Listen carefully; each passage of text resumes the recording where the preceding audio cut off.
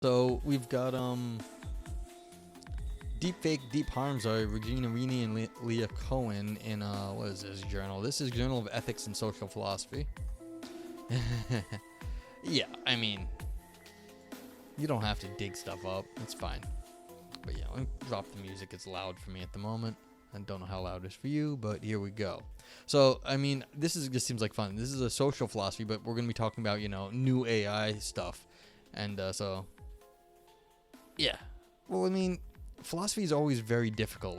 Especially like hardcore philosophy, like someone trying to write philosophical stuff for philosophers. It's always very difficult. What fresh hell is this? Oh, you know what I do here. I read random shit and we pick it apart. Deepfakes, Deep Harms in the Journal of Social Philosophy. So I figured we'd do some little bit of technology and philosophy. Hello, Vipers. I hope you're well. So yeah, and we were discussing with Tindarius. I just finished up. What was it? The Open Society by Karl Popper. So yeah. What new madness have we got? Why am I doing this? Who the hell knows? So yeah.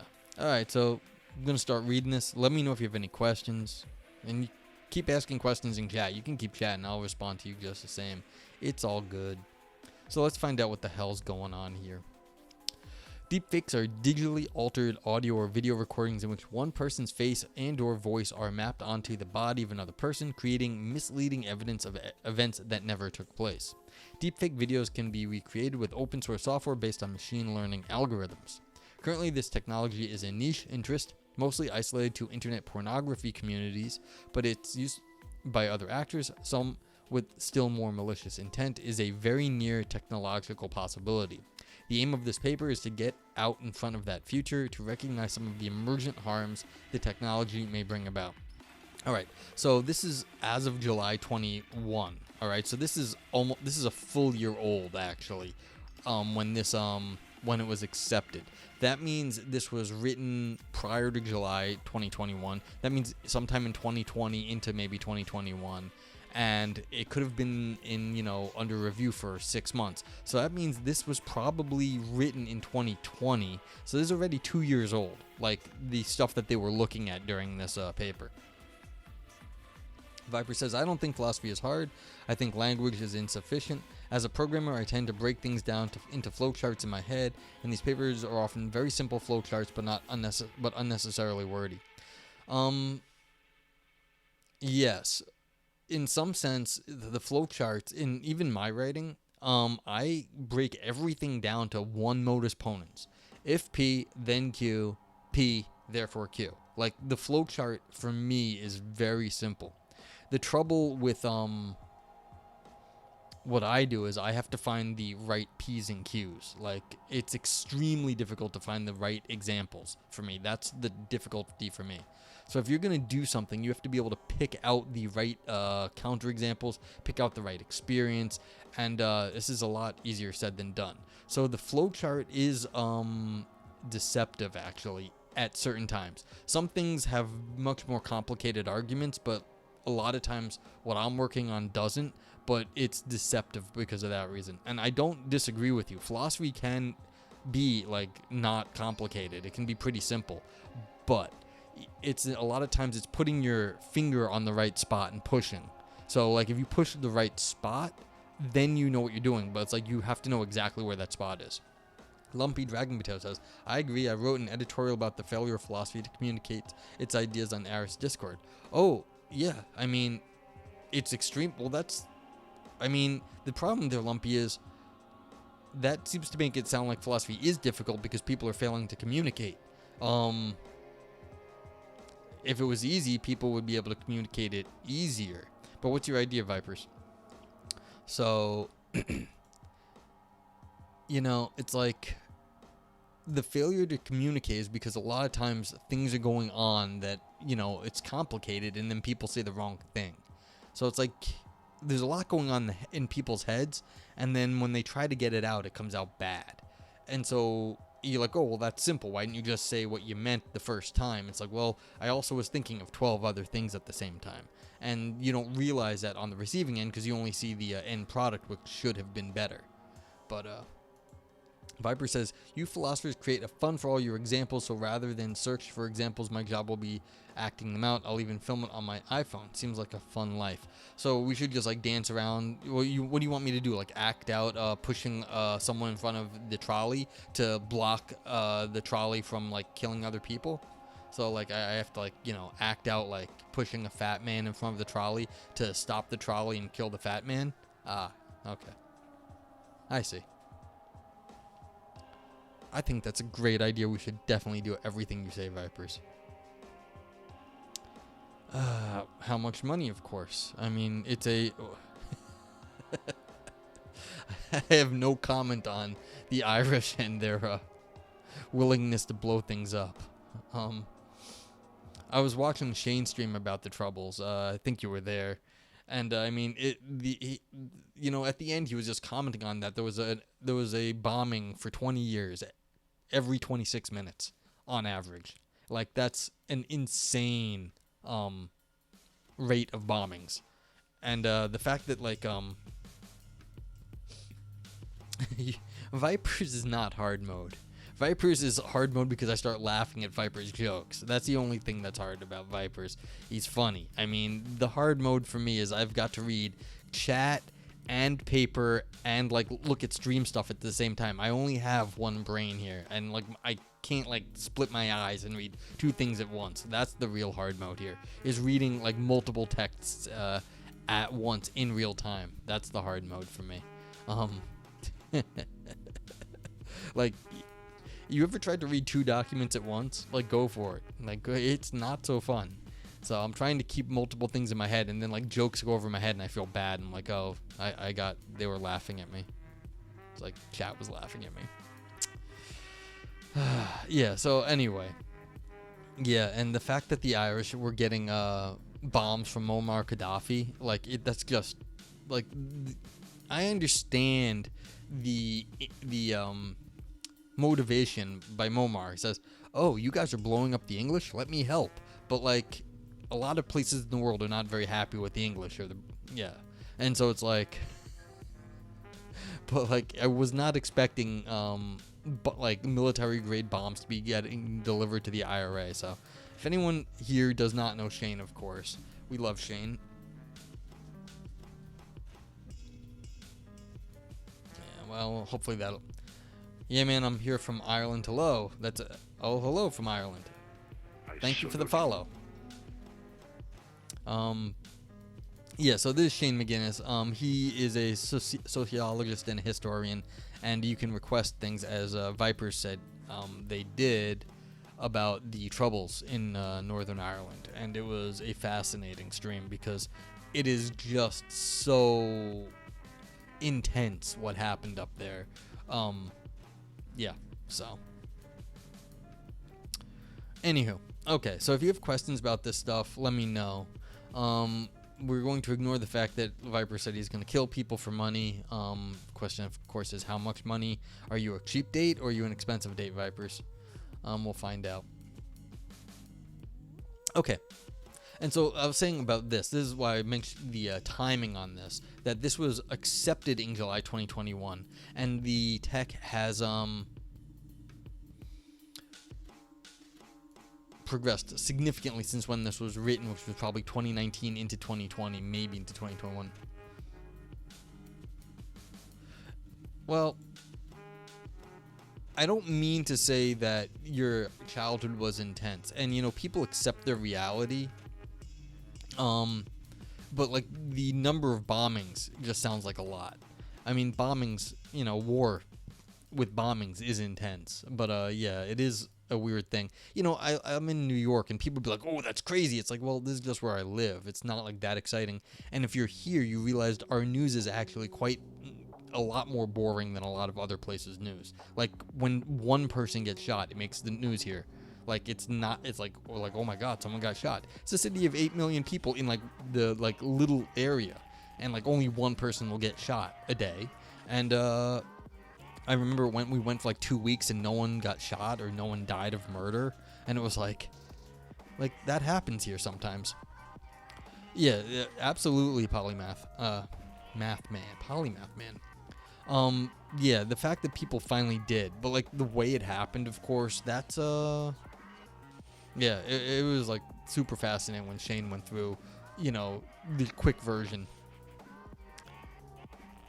Yeah, exactly. This is what I mean, Vipers. Like when you go someplace else and the news is like, and someone found a dog on the side of the road and they took it in. Let's all wish the dog good health. It's like, yeah, you realize you're not in the same place anymore.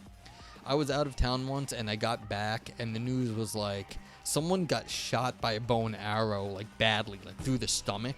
Someone got stabbed in the neck and some other weird, and there was like a apartment fire and like people were out on the street. I was like, thank God I'm back in New York.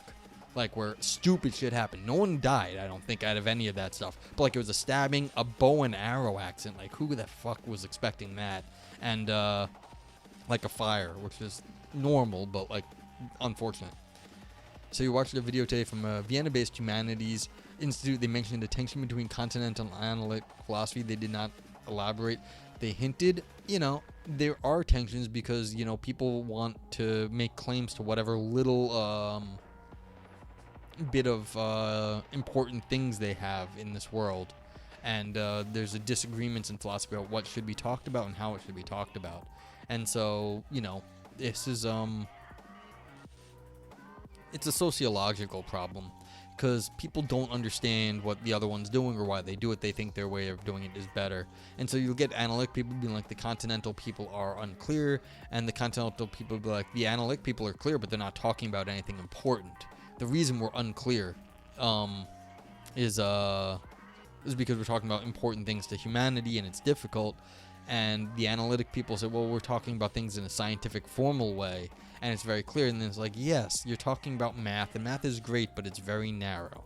So the difference is often sociological, a little bit methodological. Sometimes you get people who like to, you know, discuss problems and don't look like they're making any progress. But like if you build up enough ideas in like one area, then like somehow you do feel like you get like a new idea out of it. Like it's sort of a more of a build than like a construction. You're sort of like making your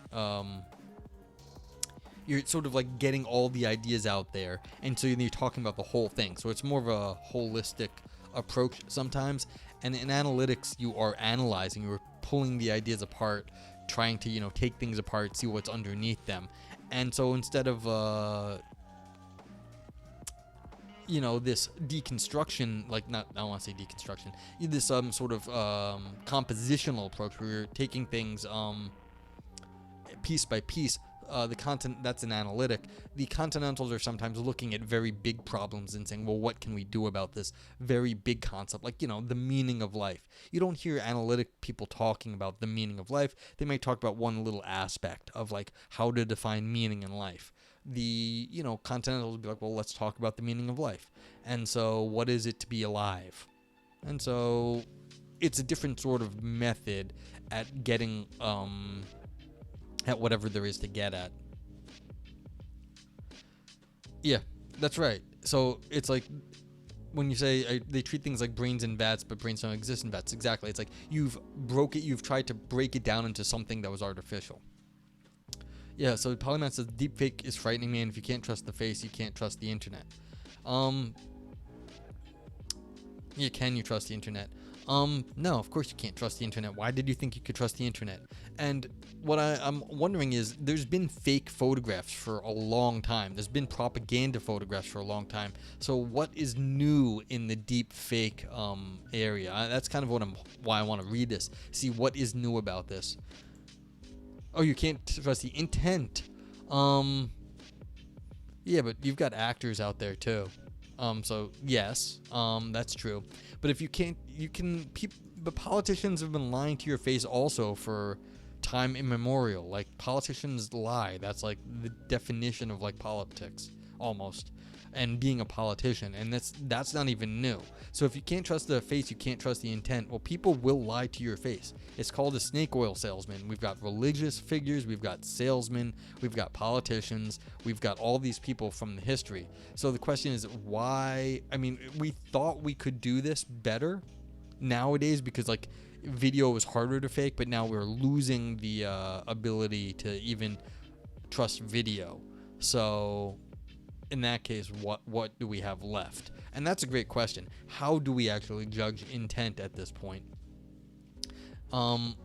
If you're, you folks don't look like you're in America, but in America we are going through some political drama where it looks like our Secret Service may have done some illegal stuff. The people protecting the president may have done illegal stuff on behalf of the president, and they're refusing to testify now. Like they said that what some people saying about what they were doing was wrong, and they were calling them liars, and then they refused to make the same claims under oath. So it's looking like they don't, like, how do you actually get someone's intent anymore if they're willing to lie and video of them doesn't count anymore?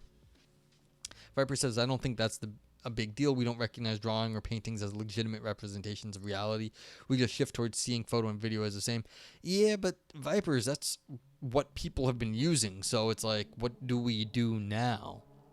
Polymath says, yeah, but actors are actors. We expect that. Politicians are politicians. We expect that. But what if deepfake takes over the ones we trust and abuse that? And you're from Ireland. We have a fairly fair media. Okay.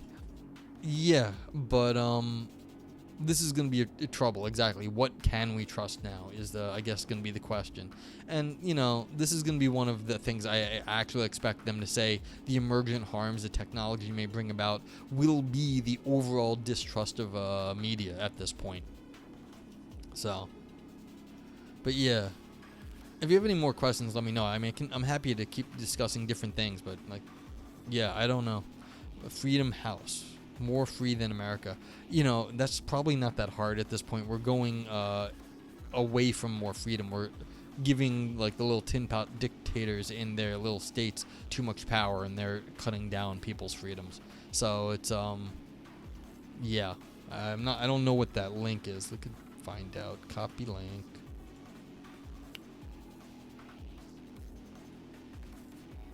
See what this is.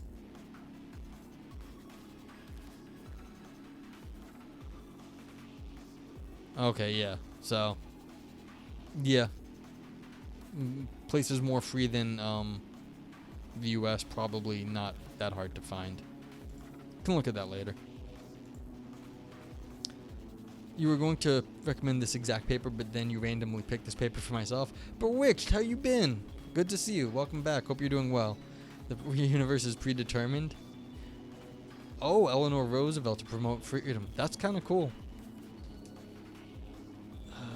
Welcome back, Bewitched. I hope you're well. I don't remember if you had gone back to school or not, but it was a while ago. So I hope all's well with you. The universe is predetermined. I don't think it is. I think it's weird. The published version is now open access, by the way. Okay. I suspect it won't be significantly different than this one, but yeah. US has a score of 83, UK at 92, Canada at 98, and Ireland at 97. Lumpy wins. Wow. Lumpy wins. That's amazing. Yeah. I know. This is one of the things, like, we want to, like, people keep saying they're going to have to run to Canada. I don't know if that's actually a good strategy for the United States people, but like Canada is looking pretty solid actually. Are you Canadian? You win at the freedom score. You're more free than us. You win at freedom. That like pains me to say it as American. Education has lost. Yeah, I mean that's basically one of the strategies the jerks in this country, the United States, have been using is that if you get a dumb population, you cut down on education, then you can convince them to do things that aren't in their best interest. And that's been going on for a long time. It's been bad. Okay. Well, I mean, I eat a big bowl of ice cream and scoff at the Pope all the time, so... Actually, no, I don't. I do scoff at the Pope sometimes, and I eat moderate bowls of ice cream. I had one today. Oh, man. The Pope was apologizing for that bullshit that they pulled in Canada. That stuff is so depressing. Anywho. Continuing with the paper, though, we think that the arrival of cheap and easy-to-use deepfake technology will have a number of significant harmful effects, both personal and social levels. For simplicity, this paper will focus on the personal harms of deepfakes. We discuss the social and political consequences elsewhere. Okay, so this is from 2 years ago already, though. Put simply, what happens to a person who has been deepfaked? What sort of harm is done by being falsely represented in a deceptive recording? Okay, so we're not talking so much about what social things will go down. Like, that's what I have. Like, what we were talking about in chat is that, like, we won't be able to, Tindarius, oh, sleep well. Thank you for coming by.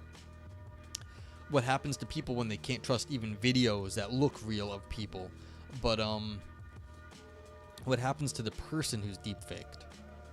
So, if, like, there's, you know, a friend of yours that is a video of them doing something that they never did that harm that person? Did that harm your friend? Did that harm you if there's a video of you doing something you didn't do? I mean, even if it's, like, not anything interesting, because, like, you going to the store, I mean, it feels like that there is something wrong with that, because, it's like, well, I didn't do that, and people might think I was someplace I wasn't, and that could, you know, that could cause problems. Okay, the structure of the paper is as follows. First, we provide a bit more background on the history and technology behind deepfakes. Then we marshal a parade of horribles, several distinct ways in which deepfakes may harm their targets. These include a new form of objectifying harm that we will call virtual domination. Oh, fun, that's a fun term. In which a person's autonomy is invaded by their being represented as engaging in unconsented and fabricated sexual encounters. Well, it could be any, but, like, that's what most of this is used for up till now. Illocutionary harm, where a person is forced to engage in involuntary speech acts in order to dispute the content of deepfakes. Yeah, so you're basically, your time is wasted when someone does this. And most speculatively, existential trauma caused by panoptic gaslighting, when a person's memory and identity are undermined by a myriad of systematic targeted fabrications. Oh wow, that's gonna be fun. Panoptic gaslighting. This is what I was hoping for. Some new form of, like, just madness, and that's what we got. Polymath, of course, again, this paper is hardly philosophical. It's stating the obvious. Well, a lot of times, there's gonna be some obvious stuff in philosophy, but, like, this is what I was hoping for. This panoptic gaslighting, a new form of just, like, boom. Are we going to be messing with people's heads so bad that they won't remember correctly anymore? You could do that. This is like the old like, you know, going to someone's house that in Shane's stream was talking about how the German Stasi or whatever it was in East Germany was, you know, just messing with people by going to people's houses and, like, moving stuff around. Yes, we love our neologisms, Bewitched Frog. But I can't say people on the internet are any better. We make lots of, like, silly words on the internet, so I'm not entirely certain that it's just the philosopher's problem. Viper says, deepfakes and untrustworthiness of media will be normalized in mass media before the technology is accurate and ubiquitous enough to be indistinguishable from reality. They can't even get Luke Skywalker right. Yeah, I mean, did you see the video of someone remade the deepfakes in Star Wars and it looked a lot better? Like, it was just embarrassing. Like, one guy with skill outdid Industrial Light and Magic or whatever the Star Wars thing was, and I think they hired him. Good for them. But people already don't trust the media at this point, so I think you're 100% right about that. It's going to be normalized in mass technology before it even is before it gets even to the point where it won't be easily identifiable. So, but we're already there for other reasons, really. But like I was saying earlier, we've had propaganda for a long time. People already were skeptical. Like, they were already skeptical. And yeah, we've gotten 2 paragraphs in it, almost in 50 minutes into stream. Okay, so this may be a long stream. We'll find out. Discount digital deception. I mean, it's not like it's that easy to deepfake at the moment, but soon. The deepfake technology that is available to consumers superficially resembles Hollywood special effects, the sort where dead actors are revived anew on screen. But these professional techniques are extremely expensive and time-consuming. What makes deepfakes remarkable is that they provide an approximation of the same effect much more cheaply and quickly. The knowledge, resources, and time needed to create deepfakes are substantially lower than for other kinds of video manipulation and can be done as anonymously as the internet will allow. Polymath Man says, panoptics have been around for a while. If you wrote a paper as someone else, you would do that person damage. Of course you would. If you deepfake someone else, the same implications exist.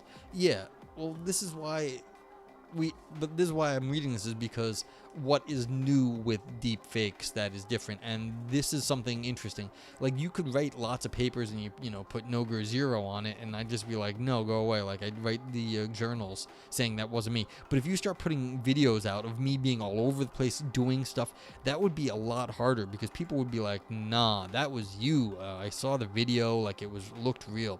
And so there's something new going on when people are believing videos more than like the other media. Seems like it's easier to be like, nah, that was fake. It was just a picture, or it was just like some text. But like, it seems like video is going to be more significant because it makes you look like you can do almost anything. So, and that's the question. Is there something new here? If there isn't, then we can be like, all right, there isn't anything particularly new. But I'm thinking that there is, and that's why people are starting to freak out. Okay, another difference, of course, is that Hollywood stars usually consent to being digitally doppelganged. I have not seen that movie, Vipers. Doppelgangered. That sounds dirty. That's really true of the targets of deepfakes. Pornography, always a central causal factor on the internet, drove the early use of deepfakes, including the origin of the term itself. In August 2017, an anonymous user going by the handle Deepfakes posted multiple pornographic videos to the website Reddit. I remember that day. I'm on Reddit a bit. These videos featured the faces of famous actresses mapped onto the bodies of pornographic performers engaged in explicit sexual acts. By February 2018, Reddit and other sites, even Pornhub, had banned the videos. But policing the internet is an unending task, and the videos abound. A recent study by the digital security firm DeepTrace found that 96% of online deepfakes are pornographic. For fuck's sake, what? Should I have seen the movie? By late 2018, public attention began to focus on the potential political risks of deepfakes. It's the most philosophically relevant piece of mass media in a decade or more, and neither you nor Aris have bothered to watch it. Yeah, you want to know why? Mass media. We're fucking busy, my friend. Yeah, and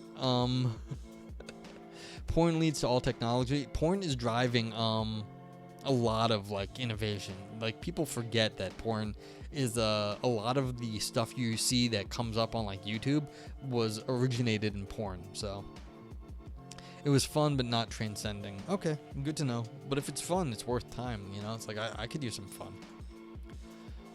In May of that year, the Flemish Socialist Party released a deepfake of Donald Trump appearing to urge Belgians to withdraw from the Paris Climate Accords. The video is noticeably unreal. The mouth of the speaker is out of sync with the rest of Trump's facial expressions. If that weren't enough, the final line of the video clearly states, "We all know climate change is fake, just like this video." Yet still, according to Politico, some commentators on the party's Facebook page had apparently not realized the video was fake. Well, I mean, they may have not watched at the end. And that's your mistake in ignoring mass media. It provides with the culturally common reference points. You just can't wank in your books all day. Yes, that's a completely fair criticism, but again, there's too much mass media for me to consume. I can only consume so much. So it's like, I can consume some of it, not all of it. And so we have some things of overlap, not all of it. I actually happen to be worse. I don't watch a whole lot of mass media anymore. I should get back into it just for this, because it is important that we be able to have common points of reference. The last 30 minutes were dragging on, and family cohesion cures all felt uninspired. I mean, nothing's perfect, so. But yeah. So, like, the references I'm gonna make are usually not going to be from mass media, but then again, who have I been dealing with? I've been dealing with people who don't watch as much mass media, so it's kind of important that like I talk about stuff that they talk about. But if I want to do more public philosophy, and this is public philosophy here, it's then I do need to be more on what using ideas and concepts of what other people use. Is for the heartfeltness, cut through current cynicism a little bit. That's good. If it had heart, then like that's also worth something, you know? So okay, it's like this is one of my failings, is I don't check out enough of just contemporary media. Like I just read stupid things. I don't read good things. Anywho, but you thought Beyonce was a shampoo brand for a long time? Try to stay informed. Yeah, I at least knew about Beyonce. But that's alright. I mean, it doesn't... Beyonce... I mean, as far as, like, that sort of stuff goes, like, shampoo's not a bad guess. But anywho. By mid-2019, government and corporate policymakers had begun debating solutions. In June, the U.S. House Intelligence Committee held hearings on the risks of deepfakes, while the state of Virginia banned the use of deepfakes in revenge porn. In January 2020, Facebook announced it would ban deepfakes from its platform, though it granted a somewhat amorphous exemption for parody and satire. Experts continue to debate whether technical or legal solutions are feasible. I mean, there is no way you're going to be able to catch all people doing all the things that... I mean, that'll just be a technological arms race. Like, you can't... Banning it isn't going to stop people because it's on the internet, and once it's out there, they can hide. Like, they don't... Like, there's no way to stop people from posting things anonymously if they want to be anonymous. And there's no way to check all things that are posted immediately, because that's just too much time and effort for all things to be checked to, like, the nth degree. And then you get the DMCA, which is the other one where everything is banned. And then no one can really post for fear of, like, anything getting banned. So, yeah, I want more music for my stream, and I'm looking for... you know, DMCA safe stuff, and it's like, it's hard to find anything I want to listen to for like hours, or like I could put like this and then something else, but it's very hard to not get banned on the internet for stupid reasons. Okay. We will assume that a solution is not immediately forthcoming. Our goal instead is to illustrate why a solution is urgently needed. What are the harms that deepfakes might cause if left unchecked? Some are already recognized in journalism and legal scholarship. Law professors Bobby Chesney and Danielle Citron, for example, enumerate risks of election interference, corporate malfeasance, psychological espionage, and personal blackmail. We agree that these are serious concerns, but we think that the philosopher's lens may help us see more subtle dangers. We turn now to these, and this is the point, as people were asking, what is the philosopher going to add to the discussion? And as far as personal blackmail goes, they were just saying that this is exactly happening now. In Mexico, there were some money lending apps that would blackmail you if you didn't pay them back by sending porn with your face on them to your family. It's also about the overwhelming nature of the internet, constantly bombarded with everything everywhere all at once, where the absurd, including vipers, and sober, including me, well, I'm not always that sober, vie for your attention simultaneously, that constant bombardment creating an ennui. Yes, if you think I'm the sober thoughts, and you have to ask, why do I do what I do, and when I just go here in here and like tear things down. Like, this is not like this is not the friendliest thing all the time. I try to be nice to these authors. I'm not always that nice. But yeah, and Vipers, you're definitely methodological, so in your absurdity, so you're not completely absurd. So yeah, that is part of like the current problem, is information overload. But that's not actually that new. Creaking sound? Okay. Potato sound. Okay, yeah, see, this is why we're here. Frankenporn. Right there, and virtual domination. Fun things. Streamer I watch has like a little potato on their desk, and they're like, look, my potato, it helps me stream. I think it helps them focus, because they like see the potato, it's like my stream potato, and they show the potato, and they're like, this is my stream potato. And, you know, that keeps them focused on streaming. Okay, deepfakes offer their creators a disturbing form of power over other people, one that seems inevitably to lend itself to pornographic misuse. I think this is probably unfair. Porn is just ahead of the curve. The first face swap videos on Reddit featured actresses such as Wonder Woman star Gal Gadot engaged in simulated incest. The actresses were not consulted and did not consent to have their images used in such a manner, nor did the pornographic performers. This fact is what eventually led Reddit to shut down its deepfake forum under its policy against involuntary pornography. Yet the videos still circulate voluminously in dingier corners of the internet. Reddit is pretty dingy. Deepfake technology crashes into long-running debates about pornography and the objectification of women. Oh, time for bed. Have a great night. Thanks for coming by, Lumpy. Long and critical. Oh yeah, good luck with your science. You do the chemistry. So good luck with the science. Yeah, make all the chemistries. And win one chemistry for all of us. Yeah, try to be chill. Chat about philosophy and I read some stuff and it's good. In the 1970s and 80s, feminist critics like Andrea Dworkin and Catherine McKinnon argued that porn functions to affirm perceptions of women as playthings for male viewers, mere objects for gratification rather than full persons with autonomous wills. Other theorists have pointed to the ways in which pornography silences the viewpoints of women. These positions are controversial, though, even within feminist communities. Some feminists argue that pornography, when executed carefully and respectfully, can be compatible with or even empowering of women's liberation. Such porn-positive feminists emphasize the agency of individual performers, not to mention female directors and distributors, in designing pornography that expresses women's sexuality without shame.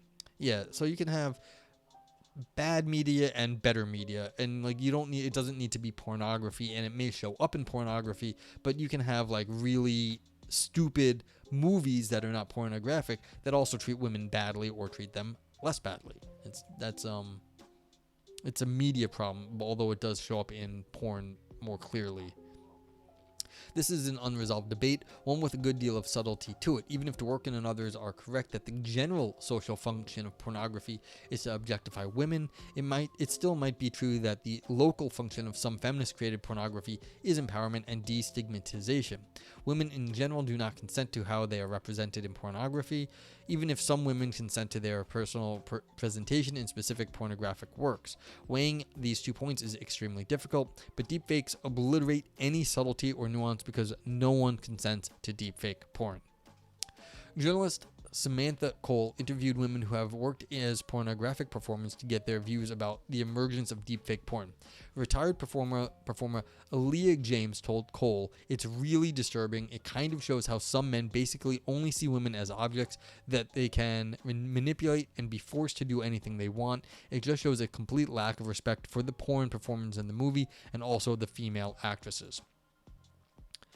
I'm starting to think that philosophers write papers because everyone TLDR their posts on Reddit.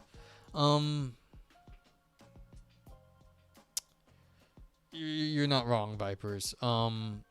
There are problems with how things are published in philosophy, and so they write the papers to be published in the philosophy journals, and that is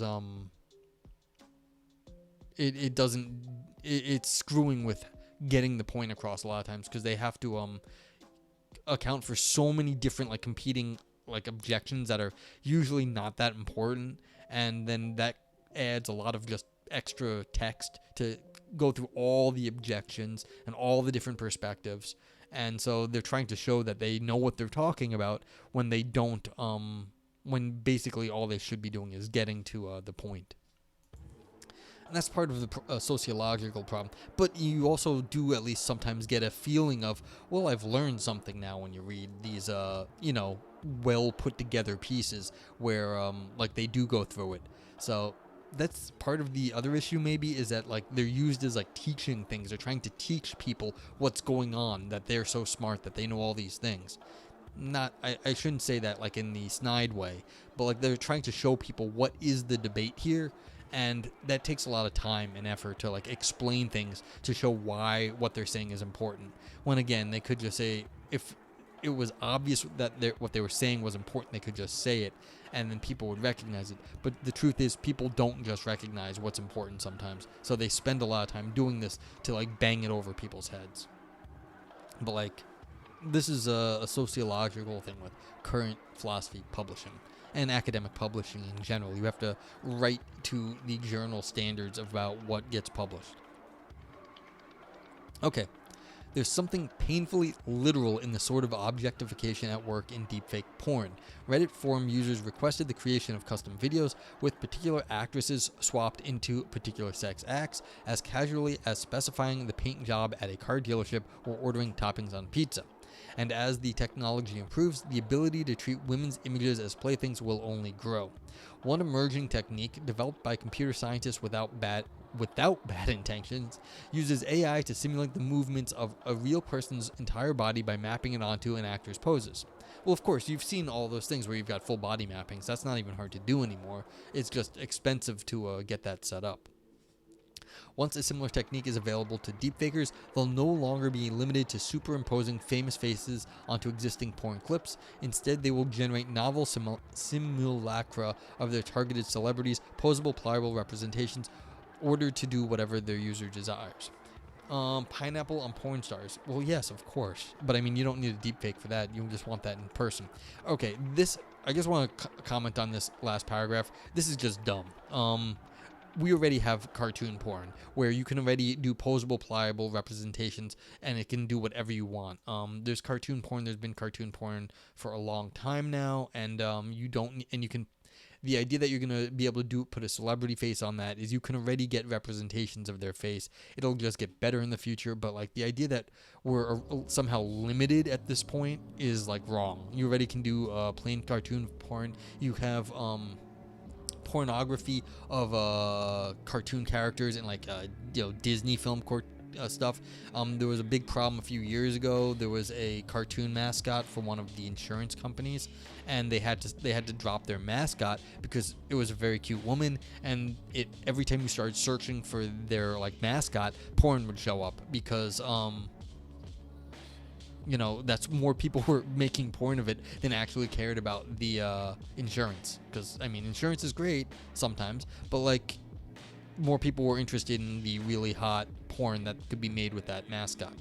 And so the problem here is, of course, also that you still need porn actors, because for an animator to animate sex that's a complicated thing. We're mechanical beings. It's a little harder to like make people in animations look real. Like you can tell when like animations don't look good in like CGI because like they're not so good. You can like look at old video games. They're not great. They can only do so many acts. So this bit here is a little bit wrong. Eventually it will happen, but like this is still a little bit while off that we're going to be able to make people do anything without actual actors. The ability to actually act in porn or act in real life is still a skill. And so the idea that you can just, make a video game immediately out of someone, not happening. It's just video game technology is getting there, but it is difficult as fuck to like program people to actually act, to program a computer to look like humans. It's difficult. Okay, for now, deepfakes are limited to what Cole calls frankenporn, with the digitally manipulated face of one woman stitched onto the body of another. Once again, this seems to be an unsubtle manifestation of the worst sort of objectification that feminist critics have always charged to pornography. In deepfake frankenporn, women really are reduced to body parts, a face from here, a torso from there, interchangeable and commodified. What's absent is any sort of independent mind or will. In an important sense, the entity depicted in frankenporn cannot have a determinate will, since it is a composite of the parts of two different people, unified only in digital artifice. This entity is a mereological sum constituted from the body parts of multiple humans. Its apparently intentions belong to neither of the women whose body parts appear. Instead, it seems to depict a derived intentionality, like a fictional chapter specified by the deepfakes creator. Yeah, I mean, I think this is right. What you're getting is pieces of different people, and the intentionality is some sort of the combination of that, but that wasn't in any of the original people. That is in the combination of who made the deepfake in Congress with everyone else who made it. So they had to like the porn to begin with, like the porn that was made, and then they had to like that actor that they put the face onto the porn, and then you've got a mashup between these two different things: the original porn and then the imagination of the deepfake creator, the I don't want to say Frankenstein, but the deepfaker. Okay, yet it does not seem to matter to deepfake porn consumers that they are viewing the faces of particular women. Their requests target specific celebrities or, in some cases, their own ex-girlfriends or acquaintances. This apparent need to externalize a fantasy of some specific woman during doing whatever the user demands supports the familiar feminist claim that, for at least some men, sexual domination of women is as much about power as it is about physical gratification. There certainly appear to be an anti-feminist politics in the community where deepfake porn is traded, as Cole puts it. In these online spaces, men's sense of entitlement over women's bodies tends to go entirely unchecked. Users feed off one another to create a sense that they are the kings of the universe, that they answer to no one. This logic is how you get incels and pickup artists, and it's how you get deepfakes, a group of men who see no harm in treating women as mere images and view making and spreading algorithmically weaponized or revenge porn as a hobby as innocent and timeless as trading baseball cards. Is the same true for furry sex? That's a good question. I was wondering, like, you could put on a mask. So what is the question here? Like, what is the difference here between putting on a different person mask and furry porn? Furry sex. I guess it'd be because the fursona. Actually, I don't know enough about furry culture to comment on it. I really feel bad. Like, I don't know enough what I'm about to say. I feel bad if I'm getting this wrong. But like, the little I understand of this is that you have a furry persona, and like you like that persona. And so when you are, having furry sex, then you like the idea of being the person you are or the furry persona. And so that is specifically you are taking control over your bodies and intentions by doing this thing. So it would seem like that is the opposite of this. Actually, you are being able to take control of how you are by your this furry thing, as opposed to the deepfakes, which is placing intentions on other people. What was I reading? Okay, yeah. Deepfake Frankenporn then is a virtual domination. And I like that I was able to say that last sentence with like being completely serious, because it was a serious comment. What I was saying was serious, at least. And it's like, this is the problem we're getting into. We're getting into areas where people who know about this are not like in the mass media. We don't have like furries in like politics, at least not like out furries in politics. And so we don't have the people we need that would understand these things better in positions of power. We have to like go find them and get them to talk publicly or do research, and that is like the problem here. We've not got the people who actually understand the stuff in power. We've got all these old like jackasses in our government who don't understand the tech or the idea of like the sort of internet personalities that making laws, and that's caused all sorts of problems. And it continues to. Okay, deepfaked Frankenporn then is virtual domination, an extreme expression of sexual objectification aimed against specific women. As Dworkin puts it, objectification occurs when a human being, through social means, is made less than human, turned into a thing or commodity bought and sold. When objectification occurs, a person is depersonalized so that no individuality or integrity is available socially.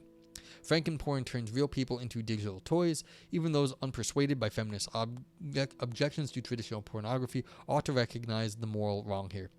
I actually have a problem with this. Like, I agree that the Frankenporn is very bad, but the concept of objectification I don't actually have as big a problem with. It is bad when you're doing it harmfully. But the idea that people are not going to objectify things in their world I find to be unrealistic. And so we are going to objectify other people, other things, institutions. This is part of our psychology is objectification. It is impossible to, all the time treat things in one specific way. Objectification is going to occur. And so the idea that we have to ban this is I find excessive. The problem is when we're doing it badly or we're overdoing it. And so I think what the author is saying here is correct, but I think there's also a limit on how bad objectification is. And I've said this before.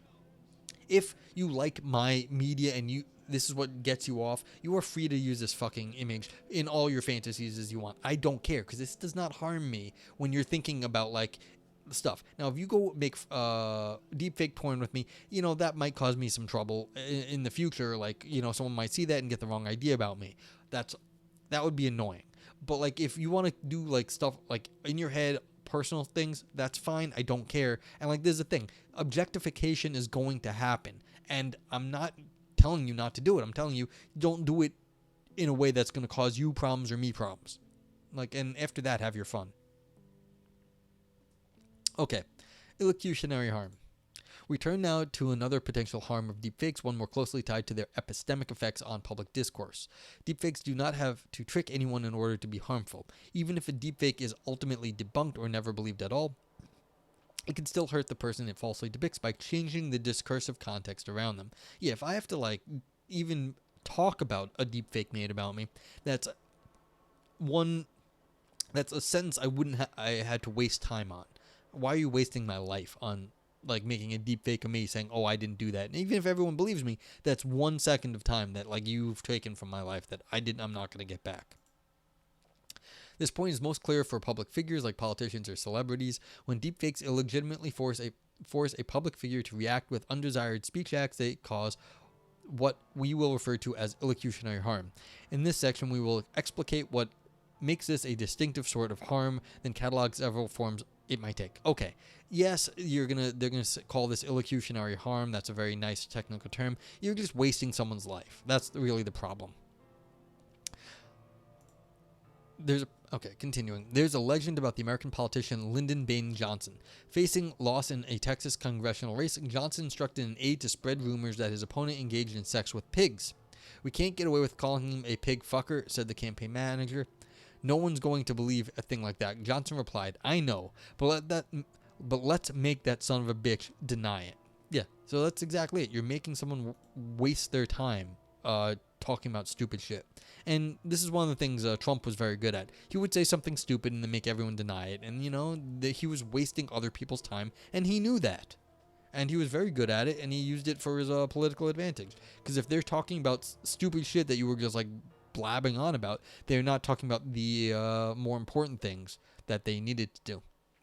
Okay. Imagine a 2020s version of the LBJ legend. Now, the porcine indecency is no longer a mere rumor. Instead, it has been deepfaked with the opponent's head digitally inserted into a video of the alleged act. Best to imagine this case only schematically. Why? Is there something wrong with pig fucking? The video quickly goes viral online. On cable news, experts debate the video's veracity while blurred for TV excerpts play in the background. Late night comics quickly join in. Most people realize that it's probably fake, but they still laugh along. At first, the politician tries to simply ignore the video, but soon it is everywhere. It becomes hard to do any interview, even as respectable journalists start asking thinly coded questions. Opposing party operatives turn up at rallies dressed in pig costumes. Finally, the politician's aides say, this is only going to stop if you address it directly once and for all. The press conference is called, the podium prepared, and so there on live TV is a son of a bitch denying he's a pig. He fucked a pig. So, this is bad. All else equal, people who aspire to public office should not have to call press conferences to deny false allegations of unnatural congress with livestock. In fact, we think that a person placed in this position has been harmed even if their denial is effective. That is, even in the unlikely event that everyone immediately accepts the denial and ceases to believe that the video is veridical, the denier has still been harmed simply by having to issue the denial. Of course, your time was wasted. You can't get that time back. And you're wasting everyone else's time around it. So, the key to illocutionary harm is this. A person can be harmed by being illegitimately compelled to perform an undesired speech act. See, this is the annoying philosophy of language part. Why can't they just say you're wasting my fucking time? Setting deepfakes aside for the moment. Vipers, I will tell you I like these people. whoever these people are that wrote this, because they have some good turns of phrase, and I'll tell you, they probably wrote this essay in part just so that they could say things like that. I write essays just so I can say funny sentences every so often. I'm not even kidding. That's the entire reason I write certain things, is just so I can say false allegations of unnatural congress with livestock.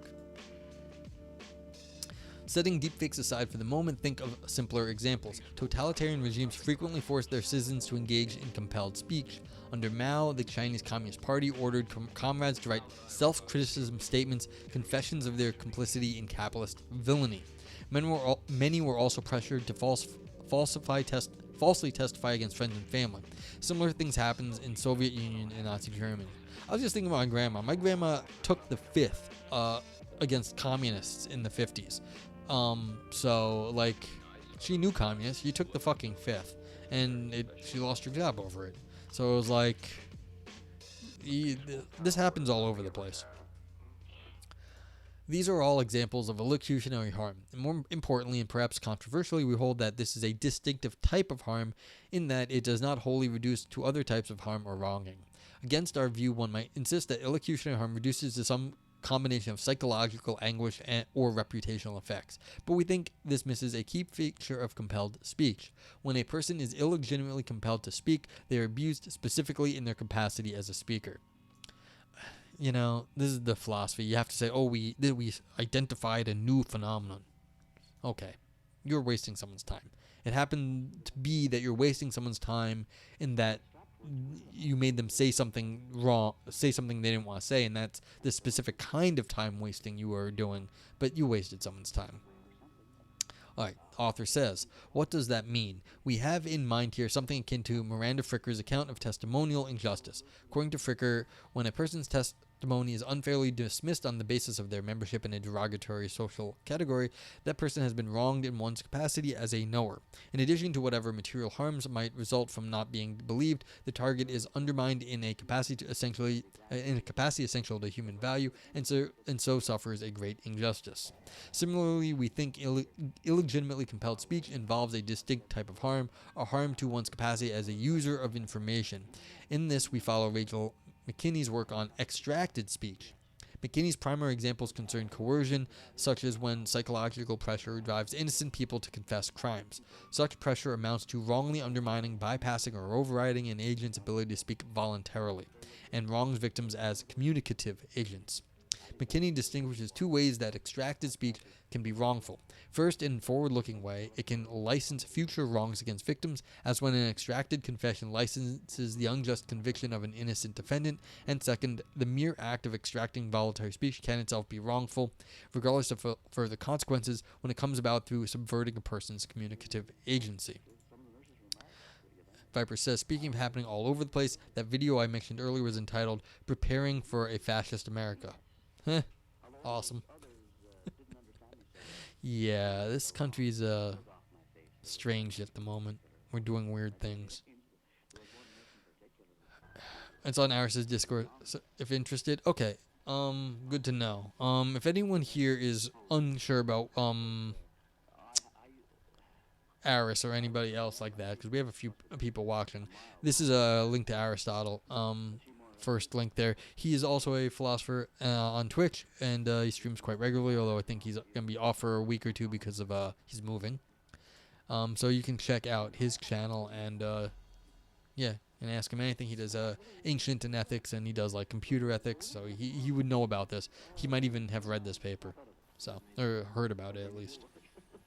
Okay, this sort of harm has already been caused by much simpler manipulations than deepfakes. In 2016, the then governor of Jakarta, Basuki Tjahaja Purnama, I apologize for how I said your name, widely known as a hawk, gave a public address decrying his opponent's partisan use of religion. An edited video soon appeared online in which a word had been clipped from a hoax remark, causing it to sound as if he were criticizing the Quran itself and not his opponent's appropriation thereof.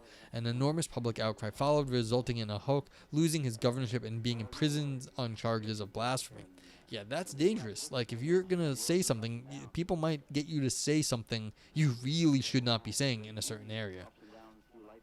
Similarly, in 2015, the American anti-abortion pressure group Center for Medical Progress released surreptitious recordings of a sting meeting with representatives of Planned Parenthood, maliciously edited to make it appear the latter admitted to profiteering from the sale of fetal body parts. As a result, several state governments cut Medicare funding to Planned Parenthood. Then candidate Donald Trump cited the recordings as grounds for ending federal funding, an ambition he fulfilled in 2019. And we have the current Supreme Court also because of this. And this is the thing. This is an old paper now. They didn't realize that the current Supreme Court would take away the right to legal abortions at a national level here in the U.S.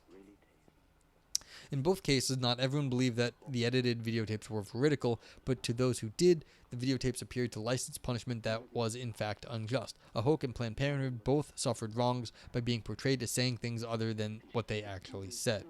Yet even when the faked video is widely disbelieved, deepfakes could still impose illocutionary harm along the lines of McKinney's second type. As we've already stressed, being forced to publicly deny an embarrassing rumor can itself be harmful, partly for the reasons McKinney identifies. It subverts the victim's communicative agency. You're wasting your time denying the shit. That's your agency, was not to deny it. You didn't want to do that, and then you had to do it. That's all this means. There are many understandable reasons that one may not wish to publicly speak on a topic, such as tact, embarrassment, privacy, and safety. Being compelled to do so by a fabricated recording unjustly compels speech. Yes, illocutionary harm may happen even when the fabricated speech is truthful and consistent with the apparent speaker's beliefs. A deepfake might make a public figure appear to say something that they do believe, yet for whatever reason did not wish to express publicly. In other words, the occurrence of the speech act might be faked, though the content of it expresses might be truthful. The target may then be forced to publicly address the circulating fake, either falsely denying they believe what had been attributed to them, or openly admitting what they'd rather have left unspoken. I was going to say, you force someone out of the closet. That is the example that's getting used here. An example of this kind of situation happens when a public figure is forced out of the closet. In 2001, a tabloid published genuine photos of Australian-American actress Portia de Rossi with her then-girlfriend. De Rossi did not publicly identify as a lesbian and struggled with how to respond. She later told The Advocate, "The most important thing for me was to never, ever, ever deny it. But I didn't really have the courage to talk about it." For the next several years, De Rossi avoided talking to reporters about the topic until she officially came out when she began dating her future wife, Ellen DeGeneres. In this case, De Rossi's sexuality became a sort of open secret. Hollywood people knew about the tabloid images, of course, but as long as she didn't address them, respectable publications avoided bringing it up. I didn't know she was Australian either. Australian-American. Imagine, however, that deepfake technology had been available in 2001. Imagine someone made a deepfake video seeming to depict Portia de Rossi saying to the camera, "I am a proud lesbian and I want the world to know." In that case, she could not have simply ignored it and counted on respectable media to cooperate without an explicit denial. Respectable media would take it as legitimate news. De Rossi would have to be forced to denounce the video, and in doing so, forced to either deny or confirm the rumor, neither of which would be voluntary. We can see similar risks. So this is, I think, the best example they have of saying something you didn't want to say. The other ones, when you're denying something that you didn't do, is wasting your time and it's annoying for other various reasons. But this one here is basically it's not blackmail. It's this is it's a form of what's the shit? I can't remember the name of the crime where you're basically threatening to reveal something about someone else. It's god fucking damn it.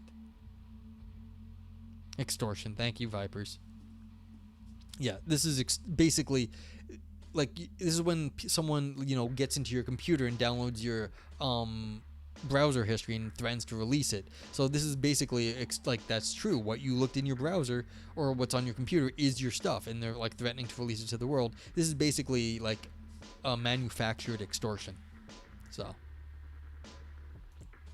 So yeah, extortion will be easier in the future.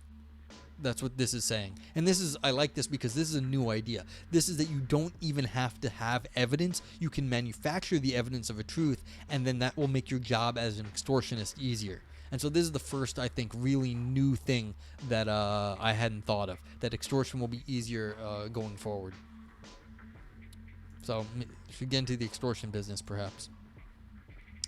Okay, We can see similar risks already in existing technology. If a person gets their hands on your mobile phone, they can send messages to your loved ones posing as you.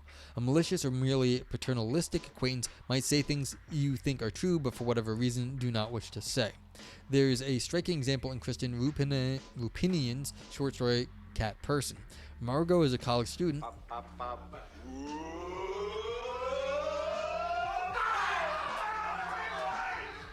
CJ, what's up? What's up, CJ? How are you?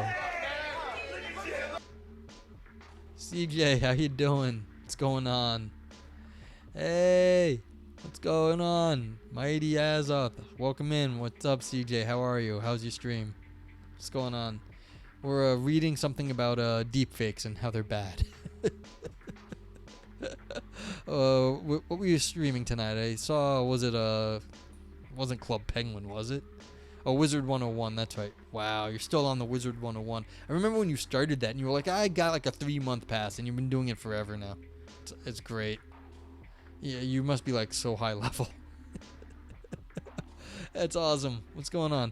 For those of you who don't know, I'm a Minesweeper player. I made a competition Minesweeper where there's we're gonna have tournaments on it soon in a few weeks, and I also read like philosophy and just like respond to it live. So that's what I'm up to here.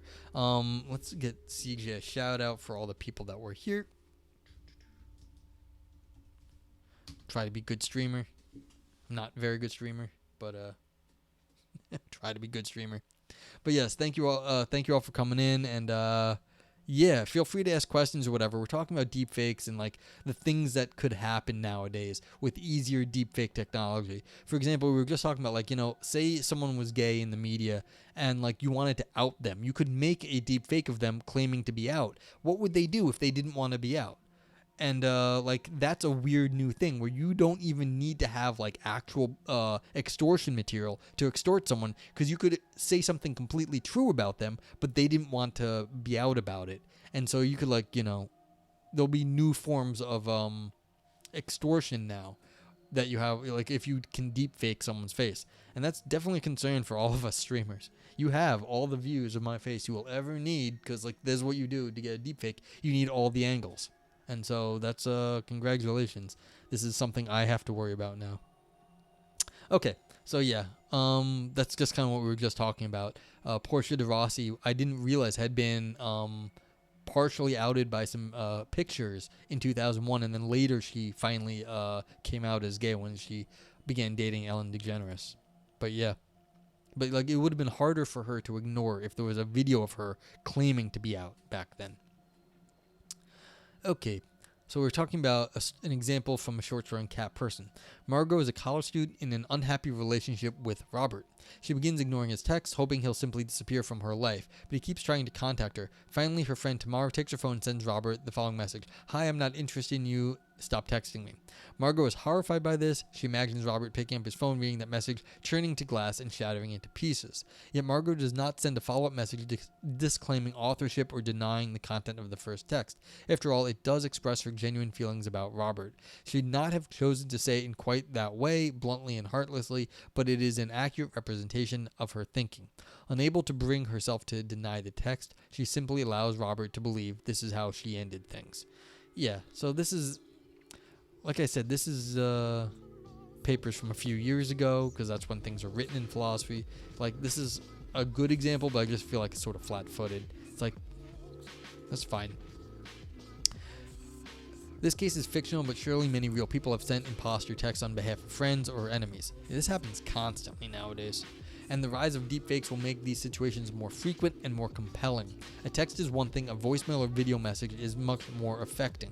As deepfake technology becomes powerful enough to operate in real time, it may be possible to fake a live video call.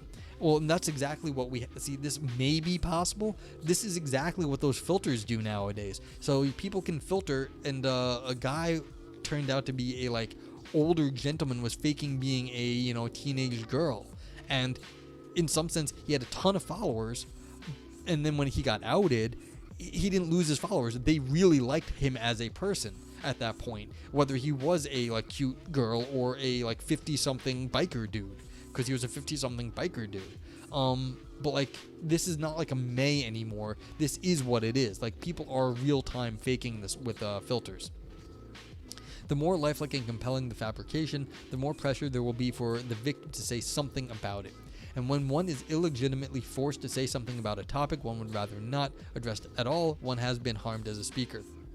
This is Viper's big titty goth girlfriend. Ooh woo, he rails me so hard, and then I lick milk from a saucer with my wickle butt in the air. Sorry about that, Viper says. Yeah, it happens all the time. One of the greatest things about the Minesweeper community is there's someone who goes by the moniker Big Titty Goth Girlfriend, and they are an excellent Minesweeper player. And so when I used to commentate Minesweeper tournaments, it would be very exciting to have to say, and then Big Titty Goth Girlfriend won this, match versus Karaga or whoever else they were playing at the time. And it's like, yes, it's kind of funny. But yeah, and I was just thinking about this. I heard this quoted sometime, maybe it was on Aris' stream. If you want a big titty goth girlfriend, how you have to up your Gomez game. If you want to be like in the Addams Family and get that wife, you need to be Gomez. And really, what have you or I done to be half the man that Gomez is? So think about that if you want. Although I don't know, maybe Vipers has a great Gomez game, and that's why he has a big titty goth girlfriend. But yeah. But yeah, Big Titty Guy's girlfriend is an excellent Minesweeper player, and I don't know if they stream, but if they do, I should find out. Okay, these last examples bring to the front an important objection. Is there really anything new about deepfakes? Can't the same sort of harms be caused by already existing technology, such as imposter text, edited video, or even forged letters? Is there any cause for a particular ethical concern about deepfakes? In a strictly logical sense, the answer seems to be no. And this is why I like these authors. They know what they're doing. They're not stupid. They understand that propaganda and fake pictures have been around for a long time. But it does seem that it will be easier, and new forms of extortion will be easier to pull off in some sense. What I was just talking about, if you out somebody for something is true, that's extortion. But it'll be easier to do that. Okay, the types of harms we've considered so far are clearly possible without deepfakes. Rumors alone can damage a person's reputation, producing material harms. Illocutionary harm is possible through low-tech means. But in a more practical sense, deepfakes are a distinct ethical problem. They make the possibility of these harms much easier to bring about, and therefore a much more realistic threat to ordinary lives. With deepfakes, one needn't be a skilled forger, master phone thief, or expert in the dark arts of political rumor mongering in order to successfully compel undesired speech. All it takes is a decently powerful computer and reliable Wi-Fi connection. Well, yes, but I mean, Vipers, it will redefine legitimate evidence, but we've had fake videos in the past, we've had fake all sorts of media in the past. It just the scale now is bigger. So I mean, there's a question of exactly what's going on. The scale is what they're saying. You don't need to be skilled is the issue. One needn't be skilled, and so that's really what it'll come down to. You always had to be worried about what counted as legitimate evidence. Now we just have to be way more worried about video. So, and scale matters. Like sometimes people think scale doesn't matter. It's like, oh, stealing is stealing. Like you stole something small versus you stole a car, someone's $1 million. That is not the same. Petty thievery is not the same as stealing millions of dollars from some government. That'll actually defang it, if anything. Well, maybe.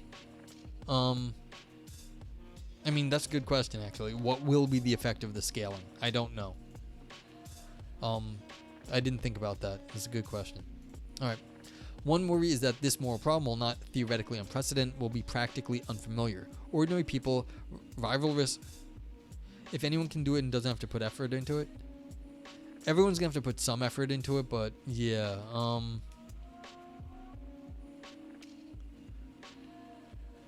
there's always gonna be a arms race of what is possible for people to do easily versus them getting caught at it. So it may get really easy to do, but it will also be easier to catch them at it. And there'll be a technological arms race. And so it won't the scaling won't go exactly how people think.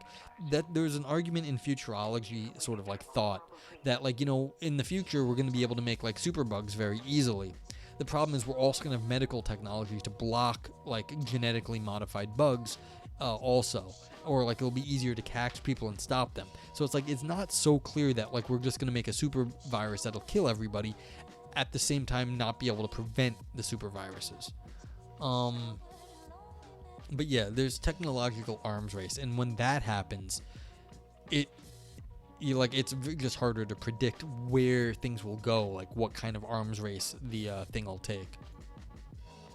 Okay, ordinary people, rivalrous co-workers, jilted lovers, bored teenagers will suddenly have the ability to generate compellingly fabricated evidence of anything, doing anything, or saying anything. Viper said fake videos in the past required very pointed intentions and expertise. If it's simple as using Photoshop, then fake videos will be less effective overall. Yeah, that's right. But again, like, our standards for what counts as a quality deepfake will go up, and it'll be easier to like point out because there'll be like automated tools for catching the obvious deepfakes, and then it'll still take more effort because they're already developing automated tools to catch more of the deepfakes. I saw some news about that their latest one, you know, caught more percentage of deepfakes than was ever getting caught before. Like it was like, you know, over 90%. But you know, once the deep fakers realize what that computer system is doing, then you know they'll figure out ways around that, and then it'll be back to the researchers to figure out how to, you know, circumvent those like the way they were circumvented, and goes back and forth. And then it'll be all sorts of trouble, but I don't know where these sorts of things go. It's weird. Okay, the most spectacular consequences will involve public figures, but the most morally troubling may happen on the intimate scale of ordinary enmity. How will our day-to-day relationships, the bonds of routine civility, fare when subversion of recorded reality is a realistic temptation? We have no idea, and we think that is a serious problem. All they can do is replace the AI, not augment its code, because no one understands how it works.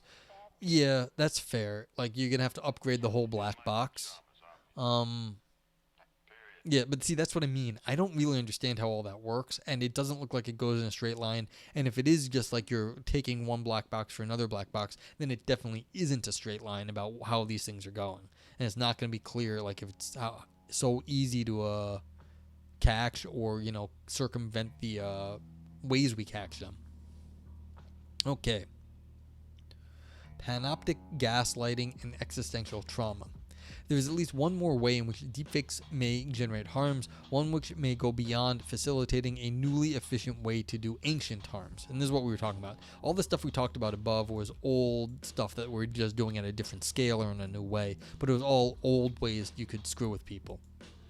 We turn finally to the potential for deepfakes to threaten memory and the existential basis of personhood.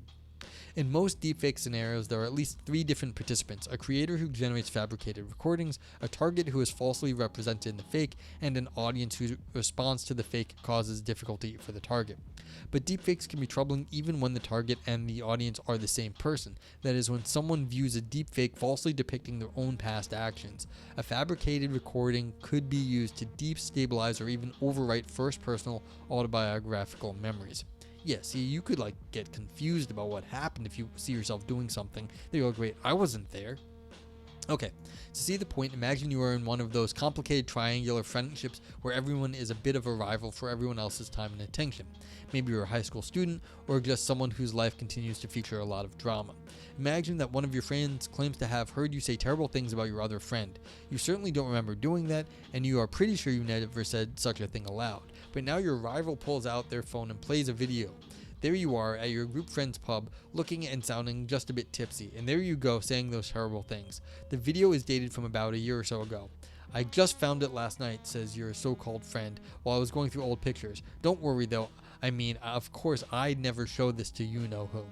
You'd be confused, of course. You'd suspect some sort of trick, but suppose you've never heard of deep fakes. Well, of course you would have at this point, but whatever. Suppose you thought this technology was only possible for wealthy Hollywood studios, not something your petty friend could do on their smartphone. Then what? It's hard to resist video evidence. There you are, you said it. What should you trust more, your fallible memory or independent recordings? Yeah, so this can screw with you. Like, was I drunk and said those things? That could happen. Psychologists have shown that fake photographic and video evidence can be used to manipulate autobiographical memories. In one study, participants chose their favorite brands of various consumer products and were photographed with their selections. Later, they were shown fake photos edited by experimenters depicting them with different brands, and many were willing to unself-consciously claim that these really were their favorites. In other words, participants were more willing to spontaneously reassign their preferences than to challenge photographic evidence about their own choices. Consumer brand preferences are perhaps not that big of a deal, but the same technique can be used to trick people into accepting that they may have done things they did not. In one particular study, participants shown faked photos of themselves with broken pencils or unsealed envelopes were more likely to falsely remember having made those things happen. Worst of all, participants who were shown faked video of themselves cheating in a gambling game were willing to sign false confessions, with many confabulating plausible stories to explain themselves why they might have cheated.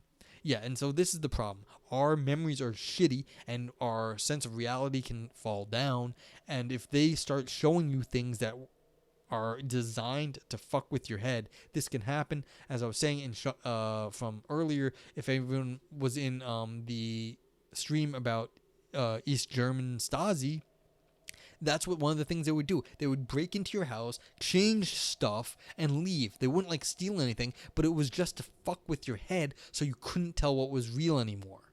And that would like sort of destabilize you over time, and you know, like if little things kept moving around on you, you get confused, and then all of a sudden you were not the threat that you used to be to them. Like if they thought you were like against them, now you're just worried about finding your goddamn shoes where you left them. They're not worried about you like doing any anti-government activity. Okay.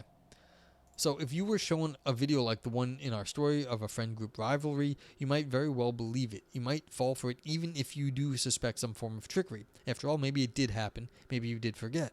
Perhaps the video shows you saying things that, yes, you do sometimes think about your friend, though you try never to say them aloud. Maybe you got a bit drunk. Vino did its verifying, and you've forgotten by the next morning. It was more than a year ago after all. Are you sure you know exactly what you said in every pub conversation of years past? Yes, I am absolutely sure of every conversation I've ever had. So even if you know that the recording might be fake, you can't be sure, and that is the core of the existential danger of deepfakes. They could be used to create effective skepticism about one's own first personal memories. This possibility has several serious consequences, which roughly parallel the harms we have already discussed. Most obvious are material harms caused by being tricked. A fake video showing you making a disadvantaged promise or bet might induce you to give up something you shouldn't. Highly honest people wouldn't be the most vulnerable to this sort of abuse. Even if they know the video might be fake, they might err on the side of honoring, even unremembering, uncertain obligations. A more ominous possibility concerns gaslighting, which Kate Abramson defines as a form of emotional manipulation in which the gaslighter tries, consciously or not, to induce in someone the sense that her reaction, perceptions, memories, and/or beliefs are not just mistaken, but utterly without ground, paradigmatically so unfounded as to qualify as crazy. Gaslighting typically involves telling or implying to people that things are other than as they perceive or remember.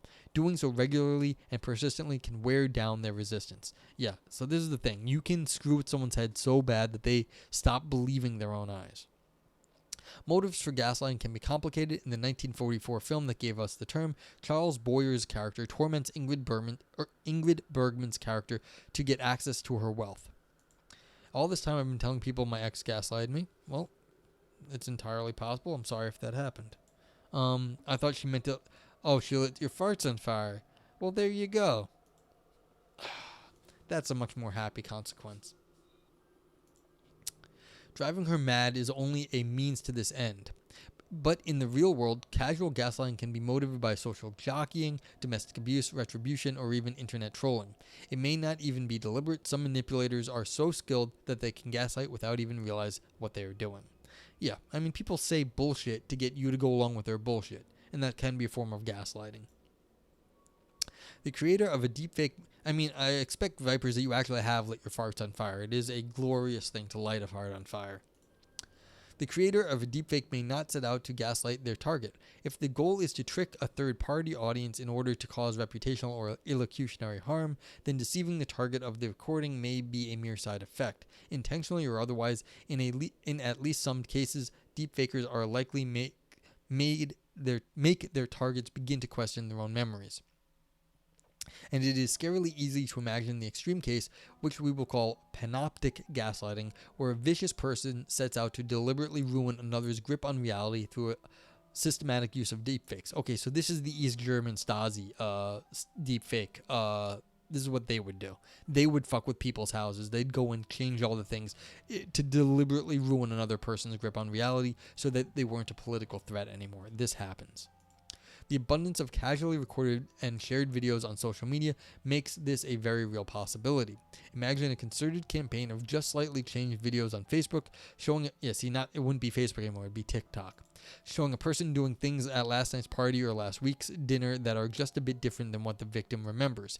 Each individual change is fairly unobtrusive by itself, except for its just barely noticeable to the victim discordance with memory. Done shrewdly and consistently, this sort of abuse could lead the victim to begin to doubt not just particular memories, but the reliability of their memory altogether. Panoptic gaslighting would be existentially harmful. On some prominent theories of personal identity, what makes someone the same person over time is their ability to veridically recall earlier experiences. A person who begins to systematically doubt their memories loses this connection to past selves. Or still, a person who accepts the contents of deepfakes and develops new false memories could experience a form of identity fracture. This isn't just a point of abstruse metaphysics. The first personal experience of being panoptically gaslit, coming to doubt one's memories generally, would surely be terrible. It would mean helplessness, dislocation, disintegration. Losing faith in your own memories would gradually undo the foundations of self-respect and the ability to withstand pressure from others. As Trudy Gouvier puts it, to discriminate between apt and ill-founded challenges from others, one needs to trust one's own memory, judgment, and conscience. A person who has no resources to preserve her ideas, values, and goals against criticism and attack from others will be too malleable to preserve her sense that she is a person in her own right, and will therefore be unable to maintain her self-respect. This sort of vulnerability to manipulation isn't incidental in the way you can be tricked by a scam email. Viper says, in all seriousness though, my ex recently did try to gaslight me, having already gaslighted herself. I think she was scapegoating, projecting properties on me belonging to people she was actually angry at. Human minds are kind of crappy. Oh, absolutely. This is like a personal story. I shouldn't even, it's not that bad. She's not going to watch it. But like I have some family members who are in a fight at the moment, and one was telling another one, like they did something against them. And the person was like, that's like not what happened. Like this, like your order of events is wrong. Like this happened after that, not before. And they were like, you're getting angry at us for things that happened in a different order than you're saying. And like, you should be able to remember this. It wasn't long ago. Like, why are you confused about the date? And the person refused to admit that they had the dates out of order of like a series of events, because the series of events that they want to say confirmed their anger at these other family members, and the other family members are like, we didn't, like, that's not what happened. But they completely gaslighted themselves because they wanted to be angry, basically. And so yeah, and like, these aren't dumb people. Like, they are very capable people, they are smart people, and this is entirely what happened to them. So I don't know, I'm sorry that happened. Like, you've had like troubles with your ex, Vipers, but like, I know people that this is like current problems in my family where this happens, and it's like there's nothing to be done because like the person's view of history is just screwed up at this point because of for whatever reason. Okay. This sort of vulnerability to manipulation isn't just incidental in the way you can be tricked by scam email. See, same here. Viper says, except luckily the order of events was so undeniable that she had to back down. But even so, I was very wary of her, wondering if I was gaslighting her. Yeah, and see, that's the weird part. Like, when people are like, okay, yeah, I have to, like, there's, like, evidence of, like, dates and stuff, but, like, then, like, you're in a weird space. And that's why this gaslighting is so pernicious, is because it's like all of a sudden you're not sure where the reality actually exists. And it's not fun. And that's the problem with my family stuff. Like, one family member doesn't know what to say to the other one at this point because there's nothing to say, because they're just sort of denying the actual things that, like, the verifiable dates that, like, you could go back and look if you wanted to about when certain things happened. So, like, they can't force the person to accept the reality is the way it is. Like, you just can't. Okay. Rather, the tension between our own self-internal concept, chiefly through memory, and the way others perceive us is essentially to how we function as social agents. Bernard Williams makes this point while arguing that, in an important sense, individual people may not even have determinate beliefs or desires before engaging with others. On his view, our need to make ourselves trustworthy and responsible to others is crucial to bringing our multifarious mental states into coherent order. Is that so? Do we have to, like, coordinate with others? I guess so. That makes some sense. We must leave behind the assumption that we first and immediately have a transparent self-understanding and then go on either to give other people a sincere revelation of our belief or else dissimulate in a way that will mislead them. At a more basic level, we are all together in the social activity of mutually stabilizing our declarations and moods and impulses into becoming such things as beliefs and relatively steady attitudes. Okay, so what I guess is being said here is we discuss stuff, and that's how we sort of crystallize our thoughts, and that's fair. Williams' point here is not a postmodern denial of objective truth. Rather, he is highlighting the fact that our social attitudes towards truth, our reliance on and expectations about one another's sincerity and competence play an essential role in determining not only what we do, but also what we end up believing, and in an important sense, who we are. As Williams suggests, this mutual dependence we are all together is a shared predicament, one that demands solidarity and cooperation from people of good faith. Yeah, it's like we have to discuss things, and that's how we sort of get perspective on ourselves and understand what's going on, and that's hard to do all on your own. And so even if you don't think that, like, you're relying on other people, you do appreciate that other perspectives do give can be used to, like, analyze how you're thinking about things. And so it'd be weird if you, like, did that without any input. It'd be impossible, frankly. So it's like, this is a good point here, that this is how the gaslighting is fucking with you, because you no longer can trust what's going on and the normal methods by which we sort of get our ideas, like, crystallized in our head. Okay. Deepfaked attacks on personal memory are a potent weapon for malefactors who seek to exploit that mutual dependence.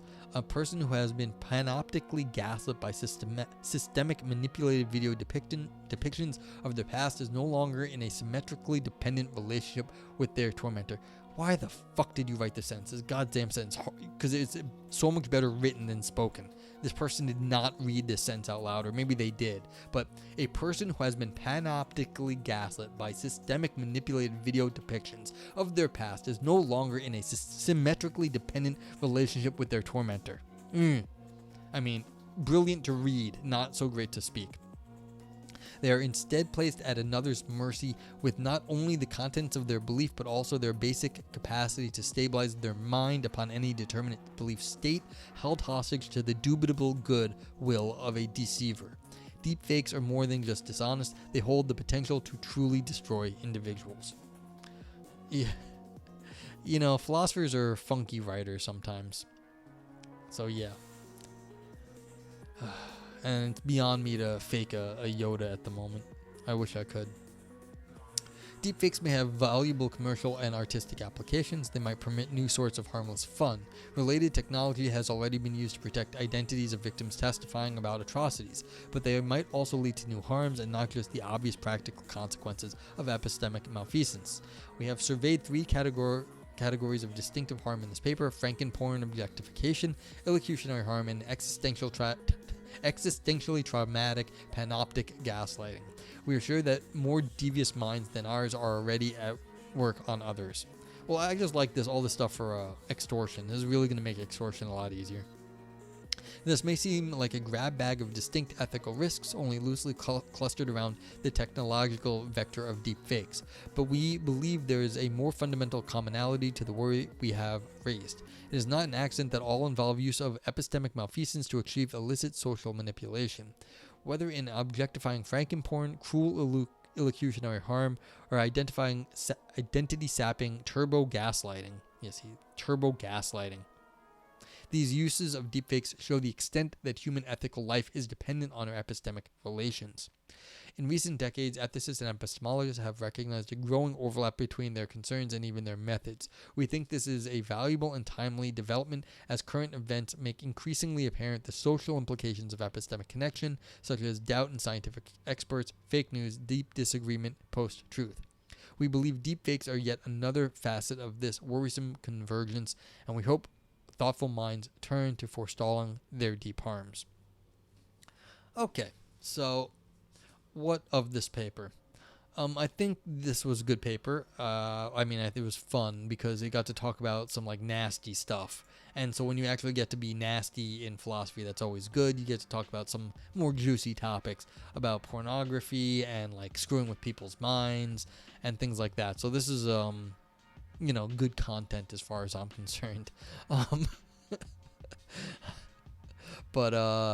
Yeah, and then also this was a little bit wordy like all philosophy is, but it wasn't terrible as far as I'm concerned. Also, not terrible. Like they mostly got to their points. They took a little bit of time, but they had to for certain in certain sections, but that's okay. They had to explain things. Like, and they can't get away with calling Yeah, this one was okay. I appreciate you saying that, Vipers. We can't get away with calling him a pig fucker. And see, they start out pig fucker when they're talking about all sorts of other terrible things. I wonder why. But yeah. You like their many examples? Yeah, I thought that, I'm happy you say so, Bewitched Frog. I thought they were mostly good. It was funny that like some were even getting dated already from like 2 years ago. Like you wouldn't say Facebook now. You might say something else because all the kids are off Facebook. But, yeah. So, I don't know if I have anything more to say. It's just, this was like, what was new here was clearly the, panoptic, gaslighting. That's the new one where we've got a new form of gaslighting. And then also the effectiveness of like extortion is going to go way up because you're going to be able to find stuff out about people, but you won't need to have evidence. You can manufacture the evidence way easier. You don't have to actually get the evidence to extort anyone. You can just know something about people or guess something about people, and you're going to be able to extort them with that sort of information. So just a little bit of information will go a lot longer way in terms of blackmail and extortion. So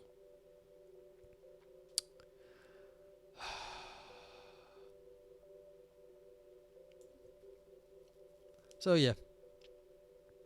Viper says I kind of want to option the rights to turn this into a screenplay and called Frankenporn. Yeah.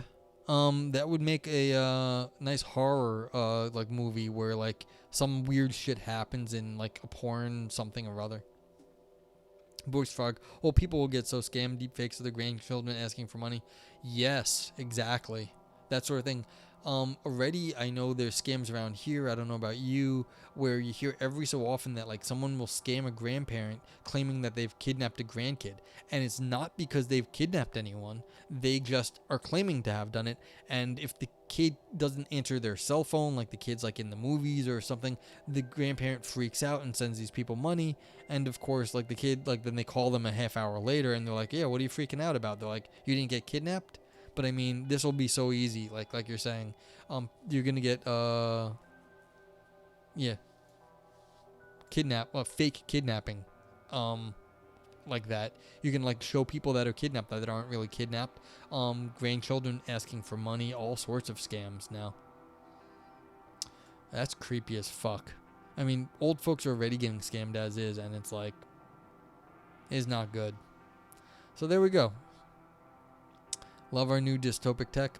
You know, technology has always been used. Like I was just saying, that cell phone scam where you're calling someone up and they can't reach their grandkids is like the new tech is always being used against people who don't understand it. Shane.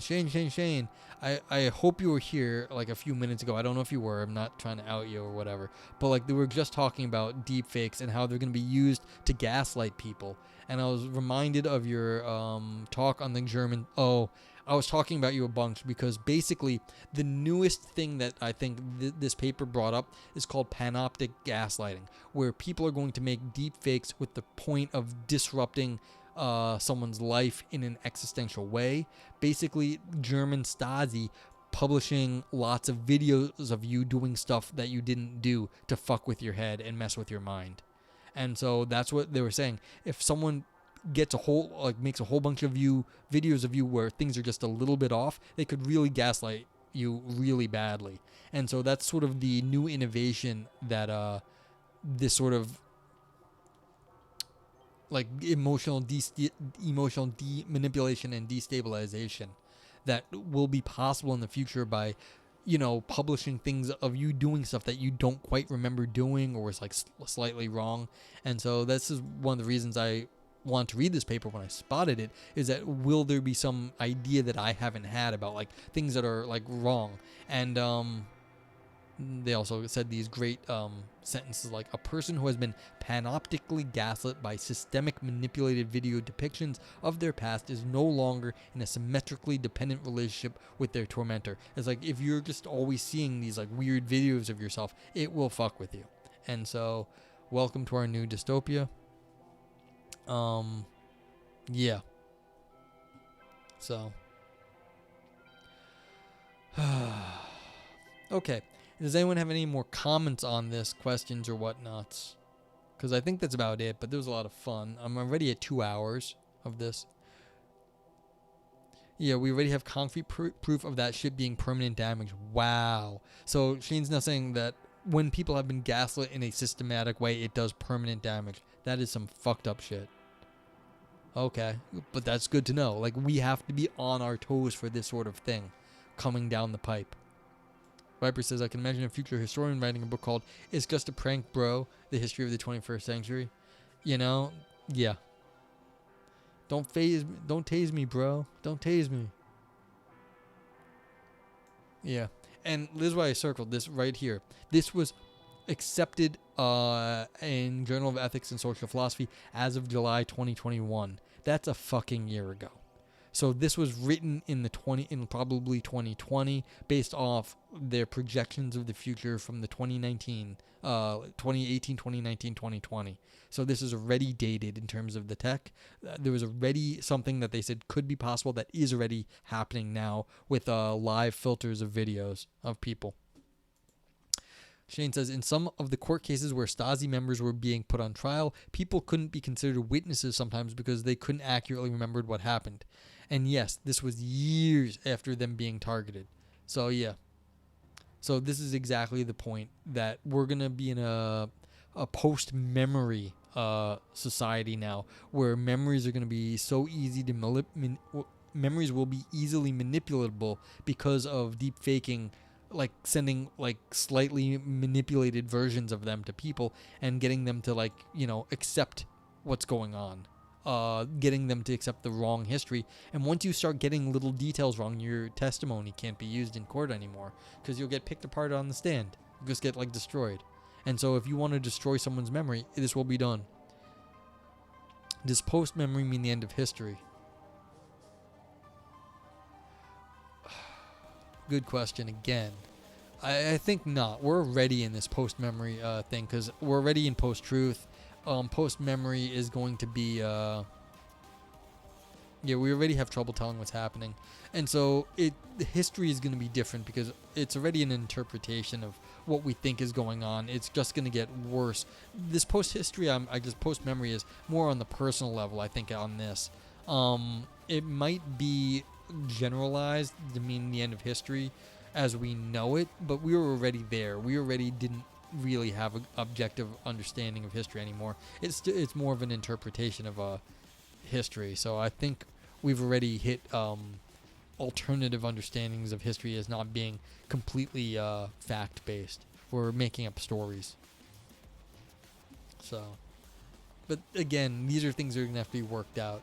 We're going to have to come up with ideas and ways to defend ourselves against this sort of wacky, like sort of manipulated historical, sort of like people attempting to manipulate us with old videos. It's not that we're making new videos of things. People making old videos of us is going to be a problem.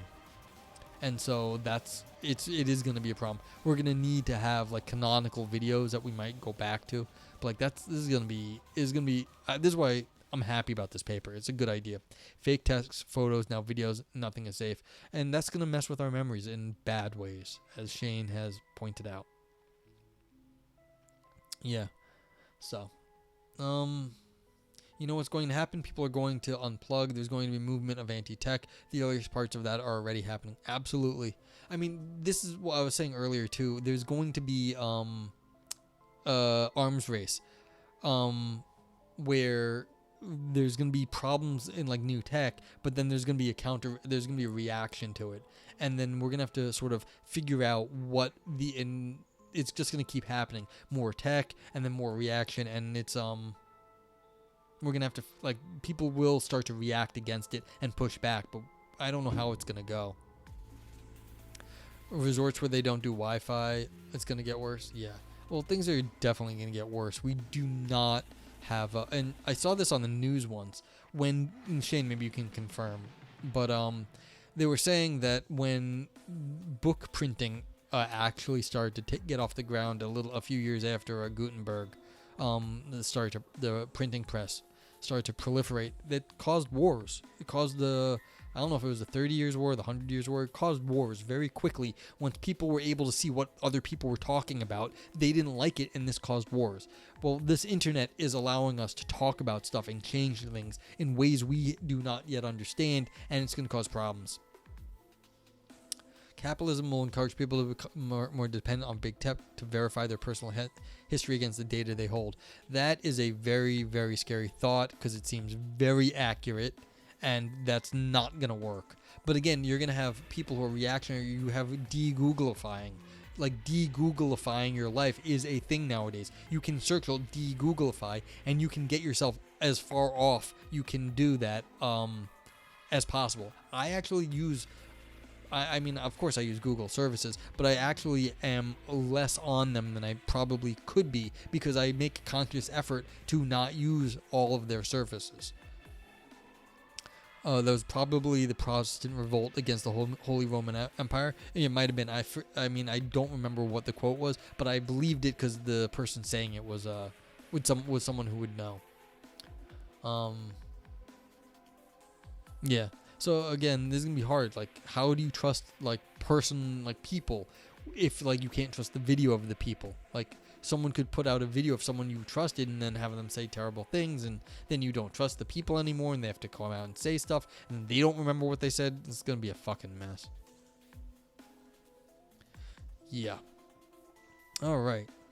So this one is gonna get a recommend on my. I have failed to update my Phil Roulette profile on Phil Papers, but this one's definitely going to get a recommend, because I really like the panoptic gaslighting is a new thing, and then there was some other stuff. Oh, the extortion. The fact that extortion is going to be easier in the future, because you won't actually ever have to actually get the information. You'll only have to guess what the truth is that people don't want out there, and then you can make then you can in some sense replicate the actual data with deepfake technology. So if you can be like, oh, I know that guy's gay, I understand, then you can like make them come out against their will. Shane said, well, Protestants started publishing Bibles in German, and people started reading that, and they ditched Catholicism, and then the Catholic emperor said that they were to convert back or else, and then tens of thousands of people died. You know, that sounds like the right time period and like the right sort of story about what happened. So yeah. But like, that's the thing. You start publishing books. If you can publish books and other people can read stuff that wasn't they couldn't read before. Just like we can read stuff that we couldn't read before because I can get I can call Japan right now. I can read stuff like from the other side of the world right now. I'm talking to people all over the world right now. Like you shouldn't. We were not able to do this in the past. Viper says Google might be seen as central impartial source to compare the veracity of deepfakes against. You might actually be making yourself more susceptible to gaslighting by de-Googlifying. I wouldn't trust Google like that much. But you may have a point like that. If I have limited access to canonical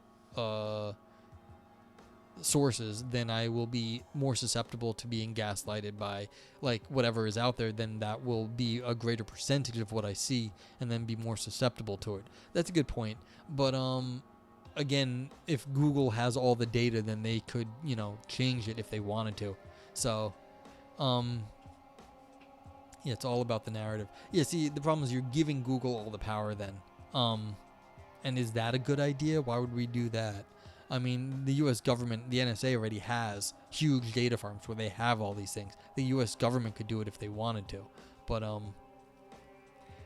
what do you mean, wonder if you're going to see a rise in alternative internets? We're already getting to balkanized internets. Metcalfe's Law?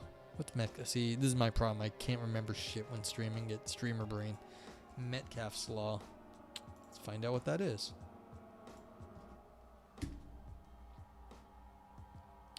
Oh yes, I've seen. This has gotten brought up on stream before. The value of telecommunications network is proportional to the square of the number of connections. So if you have a fewer number of connections, then like the network can be manipulated better.